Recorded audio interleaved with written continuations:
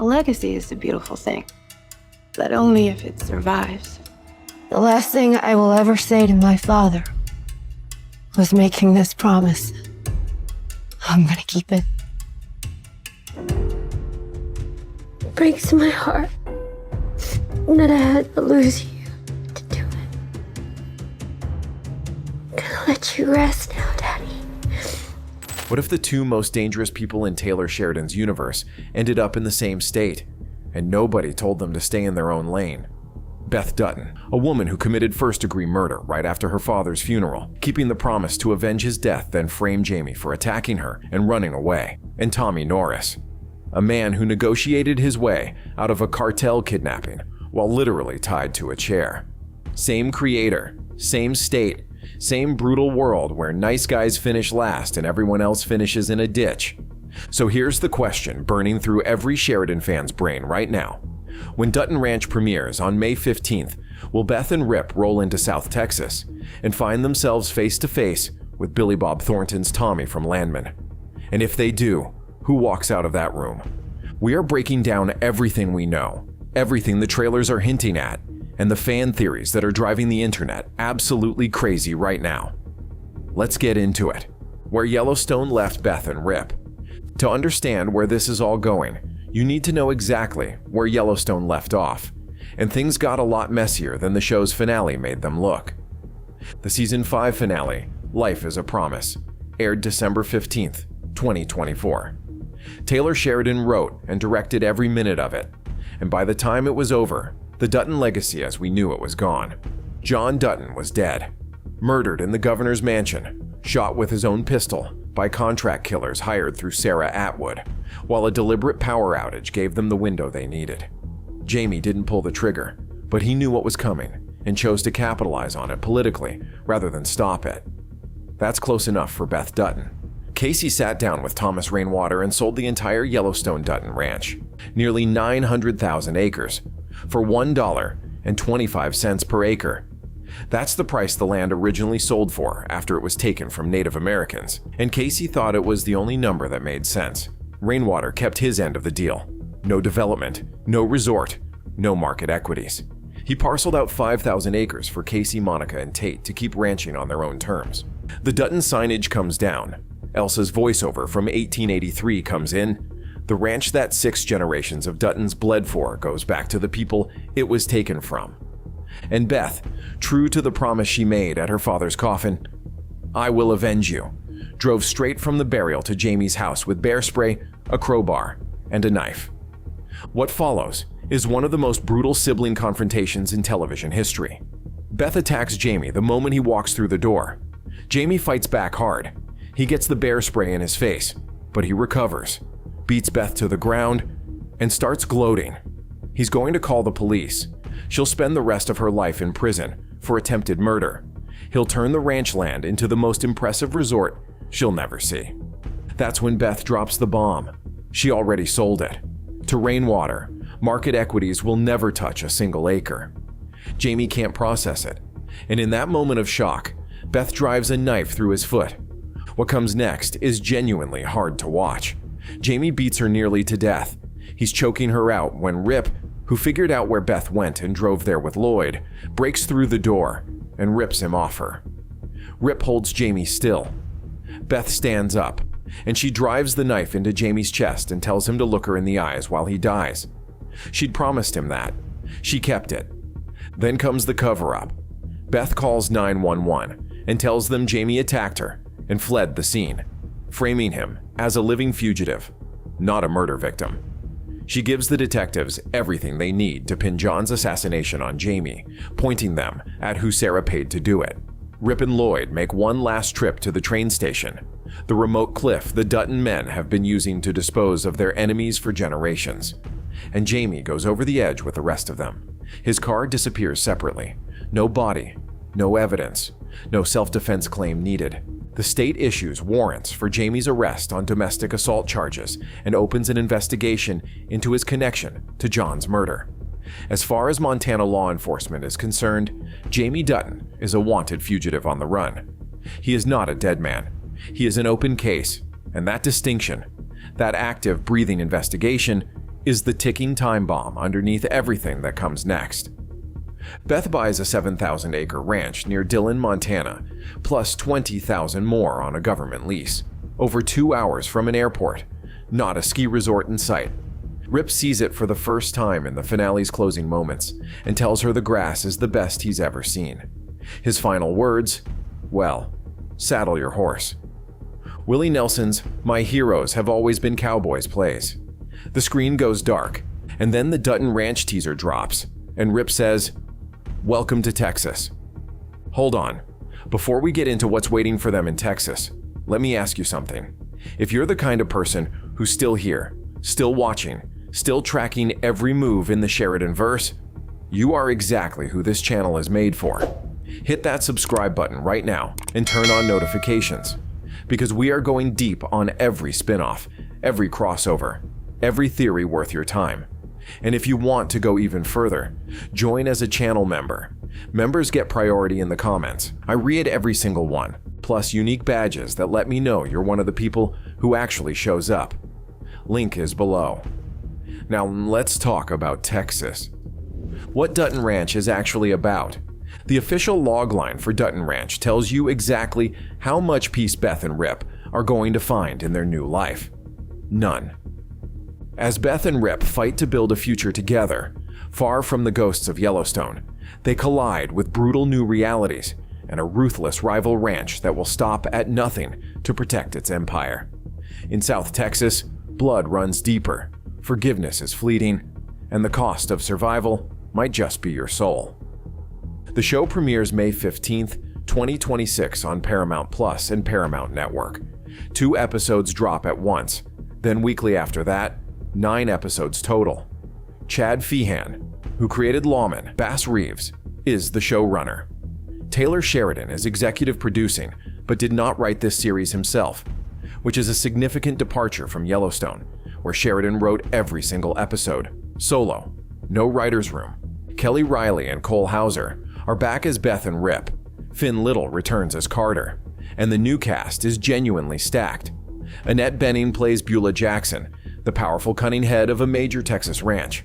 Clearly the season's primary antagonist. Ed Harris plays Everett McKinney, a Navy veteran turned veterinarian who becomes a Dutton ally. Jai Courtney plays Rob Will, Beulah's imposing and unpredictable ranch foreman. Mark Menchaca plays Zachariah, a newly released convict trying to rebuild his life as a wrangler. Juan Pablo Raba plays Joaquin. J.R. Villarreal plays Azul, Rip's right-hand man in Texas. And Natalie Allen Lind plays Oriana, described as a striking young woman with a wild and free spirit. The 1-minute teaser, released March 23, 2026 to Eminem's Till I Collapse, is wall-to-wall violence, explosions, gunfights, Rip doing what Rip does, Beth with that expression that means someone is about to have a very bad day. The money line. A legacy is a beautiful thing, but only if it survives. Producer David Glasser promised fans can expect, and I'm quoting directly here, a lot of dead bodies, a lot of people getting shot, a lot of crazy stuff happening. Director Greg Yaitanes told Collider that working on Dutton Ranch feels like doing Yellowstone Season 6. So if you were worried they were going to soften things up by moving to Texas, don't be. Meet the Landman. Now the reason you're actually here, Taylor Sheridan's other show, the one set in West Texas, the one where Billy Bob Thornton plays Tommy Norris, a petroleum landman and fixer for M-Tex Oil in the Permian Basin, and spends 2 seasons being kidnapped by cartels, negotiating impossible deals, losing his boss, burying his enemies, and building something out of nothing in the most unforgiving landscape in America. Landman is, statistically, Paramount Plus's most watched original series ever. Season 1 pulled 14.9 million global households in its first 4 weeks. Season 2's premiere drew 9.2 million streaming views in just 48 hours, a 262% jump over Season 1. The finale hit 14.8 million global views in 48 hours. Season 3 was already renewed in December 2025, before the Season 2 credits finished rolling. Season 1 opens with Tommy tied to a chair, kidnapped by a cartel operative, talking his way out of it with nothing but nerve and a working knowledge of what an oil lease is worth to the right people. The season follows him managing rig explosions, family chaos. His son Cooper drops out of Texas Tech to roughneck, a messy reconciliation with his ex-wife Angela, played by Ali Larter, and an escalating cartel war that gets closer and closer to his front door. John Hamm plays Monty Miller, M-Tex's owner, who dies in the Season 1 finale of his 5th heart attack, leaving Tommy as president of the company. Season 2 brings in Sam Elliott as Tommy's father. T.L. Pops Norris, a casting choice that caused the internet to briefly melt down, since Elliott also played Shea Brennan in 1883. The cartel storyline escalates. Tommy hits his breaking point. By the Season 2 finale, he's launched his own venture, CTT Oil Exploration and Cattle. The cattle part of that company name is the detail that has fans losing their minds. An oil man expanding into cattle in Texas, right as Beth and Rip are riding into the state to build a ranch. Tommy's philosophy, delivered by Billy Bob Thornton, with the kind of quiet authority that makes you think he might be right. Good and bad don't factor into this. Our great-grandparents built a world that runs on this. Until it starts running on something else, we gotta feed it, or the world stops. The question is, what does that philosophy look like when it's standing across the fence line from Beth Dutton? The theory everyone is talking about.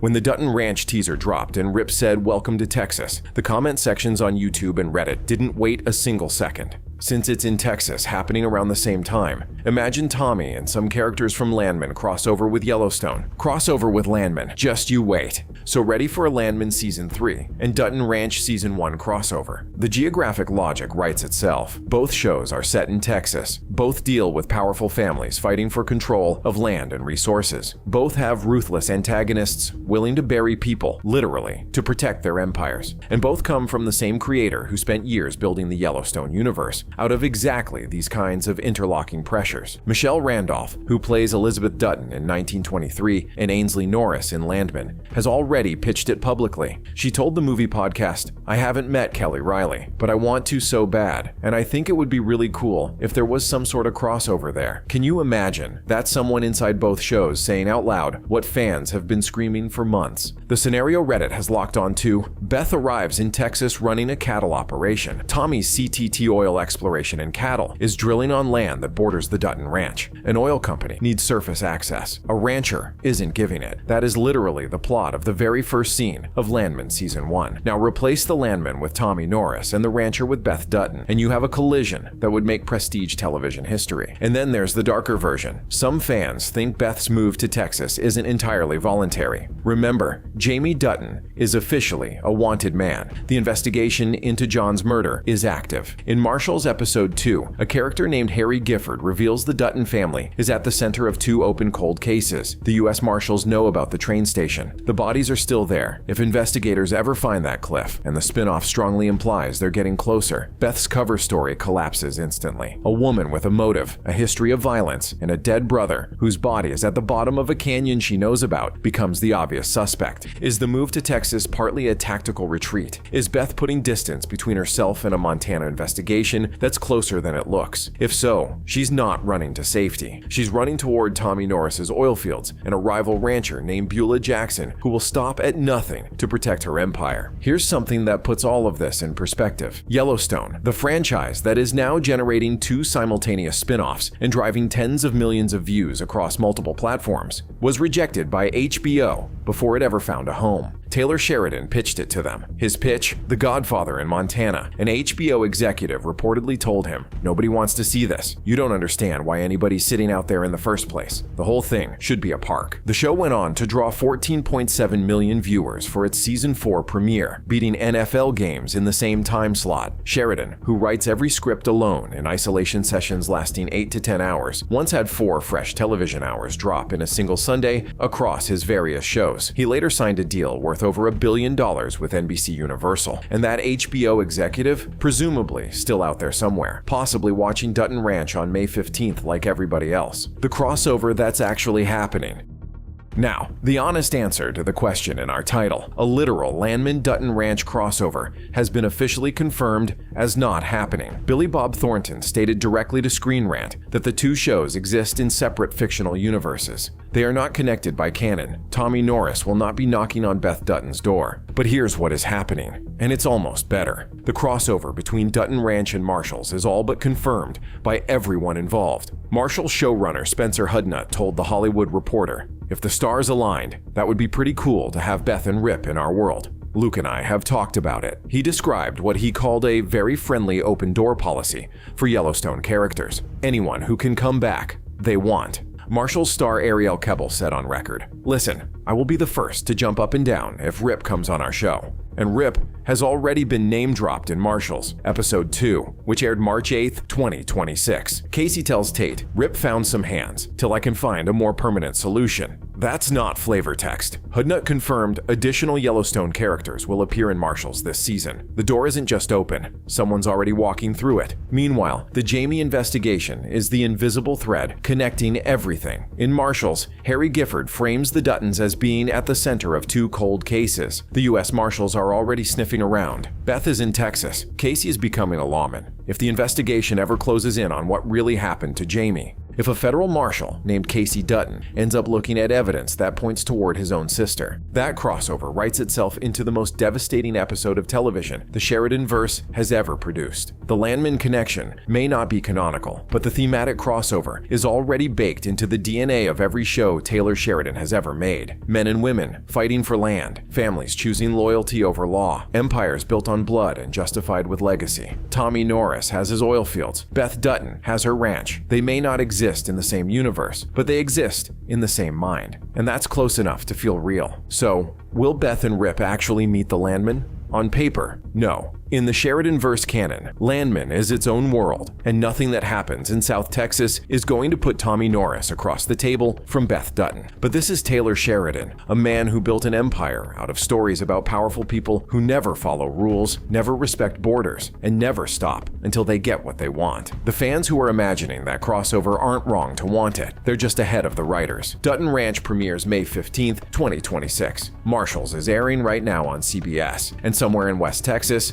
Tommy Norris is watching a coyote run and saying, "You better run, buddy. They kill coyotes around here." Whoever's coming for Beth and Rip in South Texas hasn't met a Dutton yet. They will. That's the full breakdown. The theory, the evidence, the crossover they're building toward, and the one they're not going to admit to yet. Drop a comment below and tell me, do you think the Dutton Ranch and Marshall's crossover happens before the end of Season 1? Or does Sheridan make us wait? And if you could pick one Landman character to walk into Dutton Ranch, just one, who is it? I want to read every single answer. See you in the next one.